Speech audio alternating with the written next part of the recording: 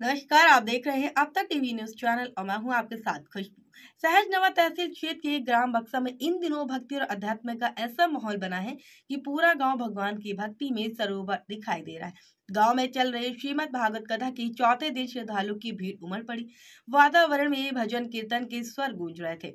हर कोई आध्यात्मिक उत्साह देखने को मिल रहा था। कथा वाचक शिव प्रकाश शुक्ला और छोटू बाबा ने सीताराम जायसवाल व उनकी पत्नी कलावती देवी के निवास पर आयोजित इस दिव्य कथा में ज्ञान के अमृत का पान कराते हुए कहा कि भक्ति कोई की उम्र नहीं होती। उन्होंने उदाहरण देते हुए कहा कि ध्रुव और प्रहलाद की बाल उम्र में हुई साधना का उल्लेख किया और बताया गया है कि भक्ति के मार्ग में उम्र नहीं बल्कि समर्पण, श्रद्धा और आस्था का महत्व होता है। छोटू बाबा ने कहा कि श्रीमद् भागवत कथा मनुष्य के जीवन में ज्ञान, वैराग्य और भक्ति तीनों का अद्भुत संगम स्थापित होता है।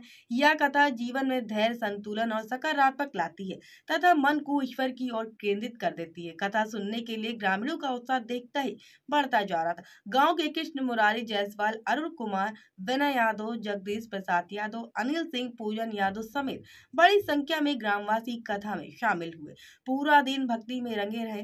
गांव की महिलाएं भी पीछे नहीं रहीं, वो भी भजन कीर्तन की पूरी तरह भाव विभोर होकर शामिल हो गए। मंत्रोच्चार और भक्ति गीतों से वातावरण और भी पावन हो गया। कथा स्थल पर श्रद्धालुओं की सेवा भाव और संयोजन समिति की सक्रियता भी देखने लायक थी। हर कोई अपने स्तर पर व्यवस्था संभालने में जुटा हुआ था ताकि भक्तों को किसी भी तरह की असुविधा न हो। ग्राम बक्सा में चल रही भागवत कथा ने पूरे गांव में एकता, शांति और भक्ति का अनोखा संदेश दिया। जैसे जैसे कथा आगे बढ़ रही, ग्रामीणों का उत्साह उतना ही बढ़ता जा रहा था। गांव अध्यात्म की रोशनी में पूर्णतः प्रकाशित हो उठा था।